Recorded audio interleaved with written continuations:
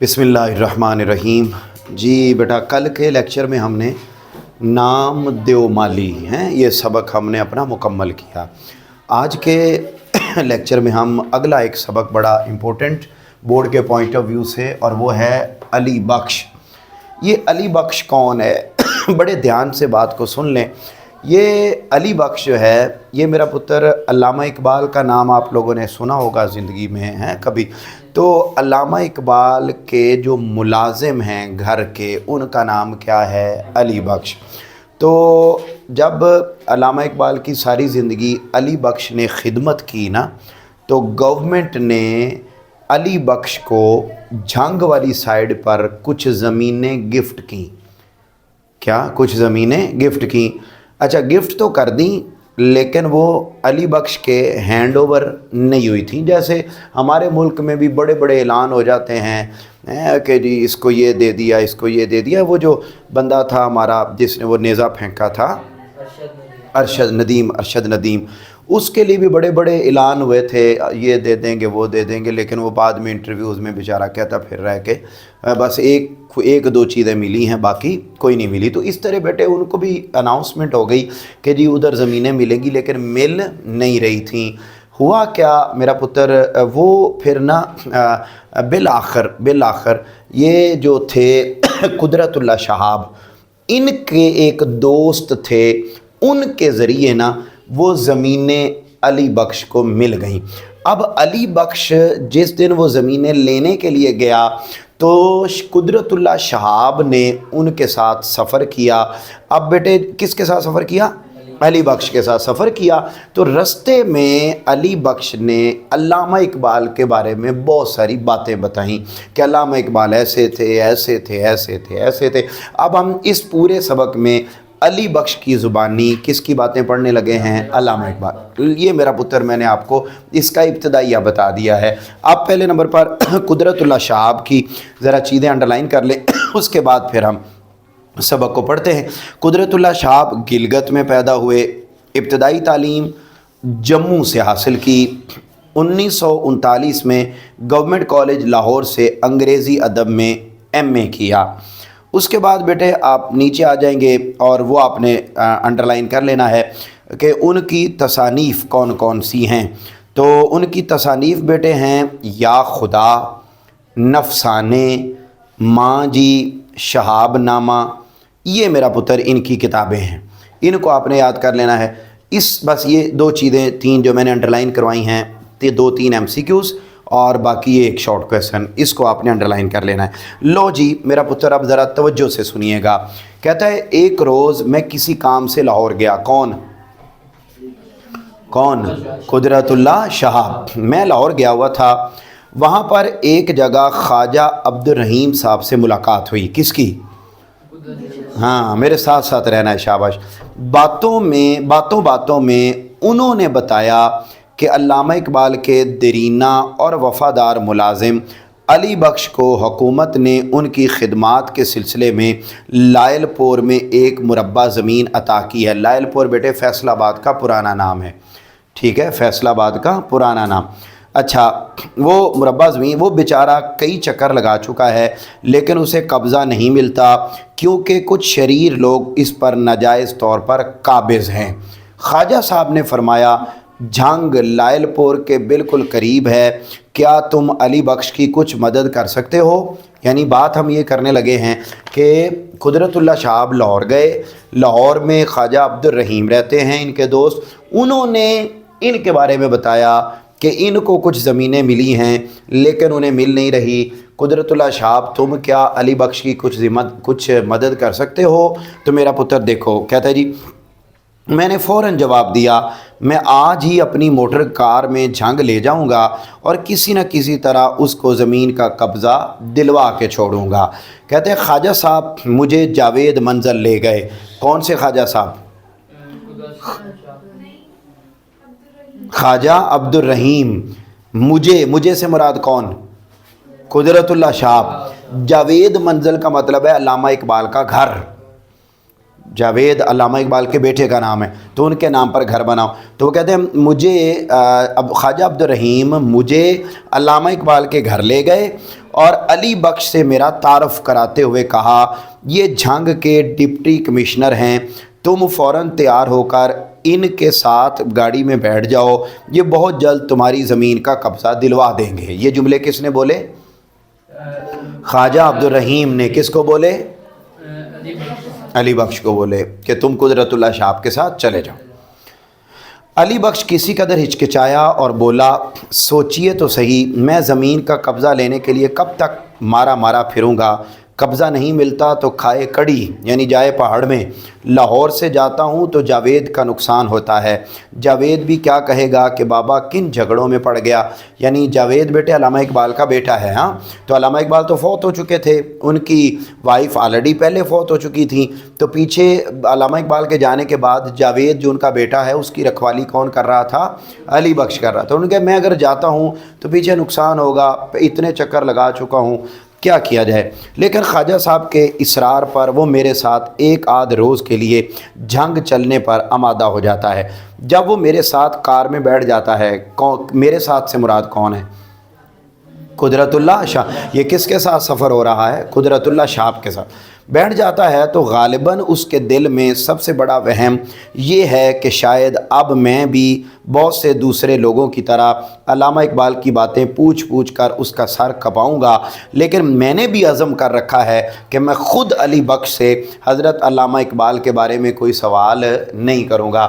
صاحب ظاہر ہے جب بھی کوئی علی بخش سے ملتا ہر کوئی اسے علامہ اقبال کی باتیں پوچھتا، لیکن کہتے علی بخش میرے ساتھ بیٹھ گیا، لیکن میں نے سوچا کہ میں نے علی بخش کو تنگ نہیں کرنا، اس کو نہیں کہنا کہ تم مجھے سناؤ باتیں، ٹھیک ہے؟ تو میں اب گاڑی چل رہی ہے۔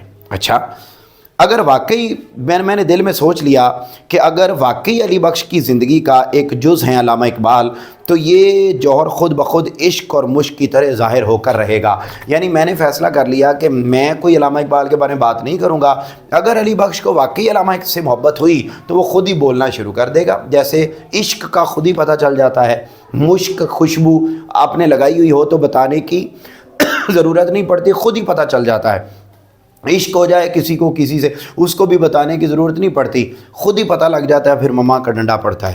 تو یہ میرا پتر کہا اچھا کہتے خود ہی پتہ چل جائے گا، پھر کہتے میری توقع پوری ہوتی ہے، اور تھوڑی سی پریشان کن خاموشی کے بعد علی بخش مجھے یوں گھورنے لگتا ہے کہ یہ عجیب شخص ہے جو ڈاکٹر صاحب کی باتیں ہی کوئی نہیں کرتا۔ آخر اس سے رہا نہ گیا اور ایک سینما کے سامنے بھیڑ بھاڑ دیکھ کر وہ بڑبڑانے لگا، مسجدوں کے سامنے تو کبھی ایسا رش نہیں آتا، ڈاکٹر صاحب بھی یہی کہا کرتے تھے۔ یعنی خود ہی پھر ڈاکٹر صاحب کے بارے میں بول پڑا کہ ایک سینما آیا، اس کے باہر رش تھا، تو اس نے کہا مسجدوں میں تو اتنا رش نہیں ہوتا، سینموں میں تو بڑا ہے۔ علامہ بھی یہی کہا کرتے تھے، ڈاکٹر صاحب بھی یہی کہا کرتے تھے۔ یہ علی بخش نے خود پہلی بات شروع کر دی۔ پھر جیسے جیسے سفر آگے جاتا گیا علی بخش خود ہی علامہ کے بارے میں بولتا گیا، پھر ایک جگہ میں پان خریدنے کے لیے رکا تو علی بخش بے ساختہ کہہ اٹھتا ہے ڈاکٹر صاحب کو پان پسند نہیں تھے۔ پھر شاید میری دل جوئی کے لیے وہ مسکرا کر کہتا ہے ہاں حقہ خوب پیتے تھے، اپنا اپنا شوق ہے، پان کا ہو یا حقے کا ہو۔ ٹھیک ہے، یہ دوسری بات بتا دی علامہ کی، خود ہی بتائے۔ پھر کہتے ہیں شیخو پورہ سے گزرتے ہوئے علی بخش کو یاد آیا کہ ڈاکٹر صاحب ایک بار یہاں بھی آئے تھے، یہاں پر ایک مسلمان تحصیلدار تھے جو ڈاکٹر صاحب کے پکے مرید تھے، انہوں نے دعوت دی تھی۔ ڈاکٹر صاحب کو پلاؤ اور سیخ کباب بہت پسند تھے، انڈرلائن کریں، پلاؤ اور سیخ کباب بہت پسند تھے۔ آموں کا بھی بڑا شوق تھا۔ وفات سے کوئی 6 برس پہلے جب ان کا گلا پہلی بار بیٹھا تو کھانا پینا بہت کم ہو گیا تھا۔ یہ بات بھی بیٹے علی بخش نے خود بتا دی۔ ٹھیک ہو گیا شیخو پورہ پہنچ کر۔ پھر اب علی بخش کا ذہن بڑی تیزی سے اپنے مرکز کے گرد گھوم رہا تھا، یعنی مرکز سے مراد یہاں پر ہے علامہ اقبال، یعنی علامہ اقبال کی باتوں کے گرد گھوم رہا تھا، اور وہ بڑی سادگی سے ڈاکٹر صاحب کی باتیں سناتا جاتا ہے۔ ان باتوں میں قصوں اور کہانیوں کا رنگ نہیں بلکہ ایک نشے کی سی کیفیت ہے۔ جب تک علی بخش کا یہ نشہ پورا نہیں ہوتا غالباً اسے ذہنی اور روحانی تسکین نہیں ملتی۔ صاحب کون کہہ رہا ہے؟ یہ علی بخش کس کو کہہ رہا ہے؟ صاحب قدرت اللہ شاہ کو کہتا ہے صاحب جب ڈاکٹر صاحب نے دم دیا، یعنی جب ان کی روح نکلی تو میں ان کے بالکل قریب تھا۔ صبح سویرے میں نے انہیں فروٹ سالٹ پلایا، اور کہا کہ اب آپ کی طبیعت بحال ہو جائے گی، لیکن عین 5:10 پر ان کی آنکھوں میں ایک تیز تیز نیلی نیلی سی چمک آئی اور زبان سے اللہ ہی اللہ نکلا۔ میں نے جلدی سے ان کا سر اٹھا کر اپنے سینے پر رکھ لیا اور انہیں جھنجھوڑنے لگا، لیکن وہ رخصت ہو گئے تھے۔ یعنی آخری لفظ جو علماء نے اپنی زبان سے بولے وہ اللہ اللہ۔ کچھ عرصہ خاموشی طاری رہتی ہے، یعنی پھر چپ رہتا ہے علی بخش، پھر تھوڑی دیر بعد خود، پھر علی بخش کا موڈ بدلنے کے لیے میں بھی اس سے ایک سوال کر ہی لیتا ہوں، حاجی صاحب کیا آپ کو ڈاکٹر صاحب کے کچھ شعر یاد ہیں؟ علی بخش ہنس کر ٹالتا ہے، میں تو ان پڑھ جاہل ہوں، مجھے ان باتوں کی بھلا کیا عقل۔ میں نے کہا میں نہیں مانتا، تمہیں کوئی نہ کوئی شعر آتا ہوگا۔ میں نے اصرار کیا آپ کو ضرور کچھ یاد ہوگا۔ تو پھر وہ کہتا ہے کبھی اے حقیقت منتظر والا کچھ یاد ہے۔ یہ شعر بیٹے بیسیکلی ہے کبھی اے حقیقت منتظر نظر آ لباس مجاز میں کہ ہزاروں سجدے تڑپ رہے ہیں میری جبین نیاز میں۔ میں نے حمد میں بھی لکھوایا آپ کو جب میں نے تشریح کروائی تھی ظالموں۔ تو یہ وہ کہتا ہے وہ اب وہ چونکہ پنجابی تھا، سادہ آدمی تھا، کہتا ہے کبھی اے حقیقت منتظر، ٹھیک ہے منتظر، کہتا ہے وہ والا شعر مجھے یاد ہے۔ ڈاکٹر صاحب اس کو خود بھی بہت گنگنایا کرتے تھے۔ ڈاکٹر صاحب عام طور پر مجھے اپنے کمرے کے بالکل نزدیک سلایا کرتے تھے۔ رات کو 2-2:30 بجے دبے پاؤں اٹھتے تھے اور وضو کر کے نماز پر جا پہنچتے تھے۔ نماز پڑھ کر وہ دیر تک سجدے میں پڑے رہتے تھے، فارغ ہو کر بستر پر آ لیٹتے تھے۔ میں حقہ تازہ کر کے لا رکھتا تھا، کبھی 1 کبھی 2 کش لگاتے تھے، کبھی آنکھ لگ جاتی تھی، بس صبح تک اسی طرح کروٹیں بدلتے رہتے تھے۔ یہ بیٹے ان کی رات کا معمول بتا دیا۔ میرا ڈرائیور احتراماً علی بخش کو سگریٹ پیش کرتا ہے، لیکن وہ غالباً حجاب میں آ کر اسے قبول نہیں کرتا، یعنی علی بخش سگریٹ نہیں پیتا۔ ڈاکٹر صاحب میں ایک عجیب بات تھی، کبھی کبھی رات کو سوتے سوتے انہیں ایک جھٹکا سا لگتا اور وہ مجھے آواز دیتے تھے۔ انہوں نے مجھے ہدایت کر رکھی تھی کہ ایسے موقعوں پر میں فوراً ان کی گردن کی پچھلی رگوں اور پٹھوں کو زور زور سے دبایا کروں۔ تھوڑی دیر کے بعد وہ کہتے تھے بس، اور میں دبانا چھوڑ دیتا تھا۔ اسی وجہ سے وہ مجھے اپنے نزدیک سلایا کرتے تھے۔ ہر چند میرا دل چاہتا ہے کہ میں علی بخش سے اس واردات کے متعلق کچھ مزید استفسار کا مطلب ہے سوال کروں، لیکن میں اس کے ذہنی ربط کو توڑنے سے ڈرتا ہوں۔ یعنی میں نے مزید خود سوال نہیں کیا، میں نے کہا یہ خود ہی باتیں بتاتا جائے گا۔ پھر کہتا ہے ڈاکٹر صاحب بڑے درویش آدمی تھے۔ کون کہہ رہا ہے؟ گھر کے خرچ کا حساب کتاب میرے پاس رہتا تھا، میں بھی بڑی کفایت سے کام لیتا تھا، ان کا پیسہ ضائع کرنے سے مجھے بڑی تکلیف ہوتی تھی۔ اکثر اوقات ریل کے سفر کے دوران میں کئی اسٹیشن بھوکا رہتا تھا کیونکہ وہاں روٹی مہنگی ملتی تھی، لیکن ڈاکٹر صاحب ناراض ہو جاتے تھے، کہا کرتے تھے علی بخش انسان کو ہمیشہ وقت کی ضرورت کے مطابق چلنا چاہیے، خواہ مخواہ ایسے ہی بھوکے نہ رہا کرو۔ اب اسی مربے کے ٹنٹنے کو دیکھ لیجئے، لائل پور کے ڈپٹی کمشنر صاحب، مال افسر صاحب اور سارا عملہ میری بڑی آہو بھگت کرتے ہیں، بڑے اخلاق سے مجھے اپنے برابر کرسی پر بٹھاتے ہیں۔ ایک روز بازار میں ایک پولیس انسپیکٹر نے مجھے پہچان لیا اور مجھے گلے لگا کر دیر تک روتا رہا۔ یہ ساری عزت ڈاکٹر صاحب کی برکت سے ہے۔ مربے کی باغ دوڑ میں میرے سر کچھ قرضہ بھی چڑھ گیا ہے، لیکن میں اس کام کے لیے بار بار لاہور کیسے جاؤں، کیسے چھوڑوں، جاوید کا نقصان ہوتا ہے۔ یہ سب باتیں بیٹے وہ کر رہا ہے کون؟ علی بخش۔ کہتا ڈاکٹر صاحب کی وجہ سے میری عزت بڑی ہے، میرے جو وہ اخراجات اس میں بھی قرضہ میرے اوپر چڑھ گیا ہے۔ کہتا سنا ہے اپریل میں جاوید چند مہینوں کے لیے ولایت سے لاہور آئے گا۔ جب وہ چھوٹا سا تھا، ولایت بیٹے کہتے ہیں یورپ، لاہور آئے گا۔ جب وہ چھوٹا سا تھا ہر وقت میرے ساتھ رہتا تھا، اللہ کے کرم سے اب بڑا ہوشیار ہو گیا ہے۔ جب اس کی والدہ کا انتقال ہوا تو وہ اور منیرہ بی بی بہت کم عمر تھے۔ منیرہ بیٹے علامہ اقبال کی چھوٹی بیٹی کا نام۔ ڈاکٹر صاحب نے نرس کے لیے اشتہار دیا، بے شمار جواب آئے۔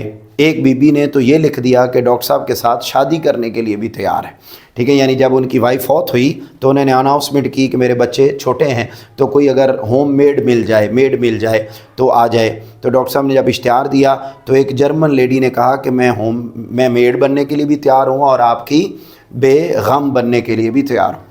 کیا؟ بے غم بننے کے لیے بھی تیار ہوں، ٹھیک ہے۔ پھر اس نے کہا اچھا لیکن پھر علی گڑھ سے ایک جرمن لیڈی آ گئی، یعنی پھر ایک لیڈی آ گئی اور اس نے آ کے پھر وہ شادی تو نہیں کی لیکن میڈ بن گئی اور ان بچوں کا خیال رکھا۔ علی بخش کا تخیل بڑی تیز رفتاری سے ماضی کے دھندلکوں میں پرواز کر رہا ہے۔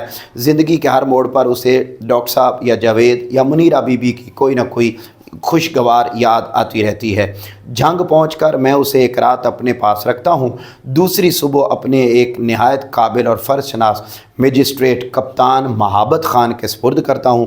کپتان مہابت خان علی بخش کو ایک نہایت مقدس تابوت کی طرح، یعنی قرآن مجید کی طرح اور ریل کی طرح، ٹھیک ہے، کیونکہ اس کا تعلق علامہ اقبال سے جو تھا، عقیدت سے چھو کر اپنے سینے سے لگا لیتا ہے اور اعلان کرتا ہے کہ وہ علی بخش کو آج ہی اپنے ساتھ لائل پور لے جائے گا اور اس کی زمین کا قبضہ دلا کر ہی واپس لوٹے گا۔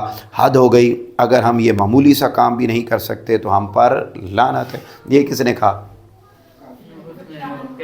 ہیں اس کپتان مہابت خان نے، ٹھیک ہے۔ یہ پھر اس کو زمینیں مل گئیں۔ اچھا جی، علی بخش سے مصنف کی کیسے ملاقات ہوئی؟ بیٹا علی بخش سے مصنف کی کیسے ملاقات ہوئی؟ بولو بولو بولو بولو، کون لے کر گیا تھا؟ ہیں خواجہ عبد الرحیم لے کر گیا۔ علی بخش ایک مربع زمین کہاں اور کیوں الاٹ ہوئی تھی؟ لائل پور میں ہوئی تھی۔ کیوں ہوئی تھی؟ خدمات پر۔ مصنف کے ساتھ کار میں بیٹھتے ہوئے علی بخش کے دل میں کیا وہم تھا کہ یہ بھی دوسرے لوگوں کی طرح سوال کرے؟ ایک سینما کے سامنے بھیڑ دیکھ کر علی بخش نے کیا کہا؟ شاباش شاباش، مسجد میں تو اتنا رش نہیں ہوتا۔ شیخ پورہ سے گزرتے ہوئے علی بخش کو کیا یاد آیا؟ ہاں، ایک دوست ہیں اور وہ بڑے مرید تھے علامہ اقبال، وہ پورا واقعہ، ٹھیک ہے۔ قبضہ نہیں ملتا تو کھائے کڑی۔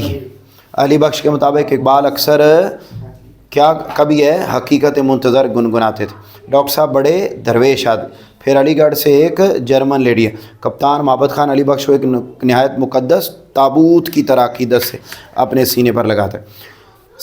علی بخش کس کتاب سے لیا گیا ہے؟ شہاب نامہ۔ مصنف کام کے سلسلے میں کہاں گیا؟ لاہور۔ علی بخش کو زمین کہاں دی گئی؟ لائل پور۔ آخری عمر میں علامہ اقبال کا نام کا کھانا پینا کم ہو گیا تھا، گلے کی خرابی۔ علی بخش کے مطابق ڈاکٹر محمد اقبال کی پسندیدہ ترین خوراک پلاؤ اور سیخ کباب۔ حکومت نے علی بخش کو کتنی زمین الاٹ کی تھی؟ ایک مربع۔ علامہ محمد اقبال کون سا پھل کھانا پسند کرتے تھے؟ آم۔ ڈاکٹر محمد اقبال رات کتنے بجے جائے نماز پر جا بیٹھتے تھے؟ 2:30 بجے۔ علی بخش سے مصنف کی ملاقات خواجہ عبد الرحیم نے کرائی، درست۔ شیخ پورہ کے وکیل علامہ محمد اقبال کے مرید تھے، غلط۔ مجسٹریٹ، اچھا جی، ڈاکٹر محمد اقبال گھر کے اخراجات کا حساب کتاب نہیں رکھتے تھے، درست۔ ڈاکٹر صاحب کے ہاں اعظم گڑھ سے جرمن لیڈی آئیں، غلط۔ فروٹ سالٹ سے ڈاکٹر صاحب کی طبیعت بحال ہو گئی، غلط۔ مہابت خان نے اعلان کیا کہ وہ علی بخش کا کام کرا کے دم لے گا، درست۔ خواجہ عبد الرحیم جاوید منزل، جاوید اقبال منیرہ، پان حکا، تحصیلدار مرید، مہابت خان قبضہ، 2:30 بجے جانماز۔ کلیئر؟ کوئی پرابلم؟ کل ہم انشاءاللہ اگلا سبق بھی مکمل کریں گے اور اگلا سبق ہوگا استنبول۔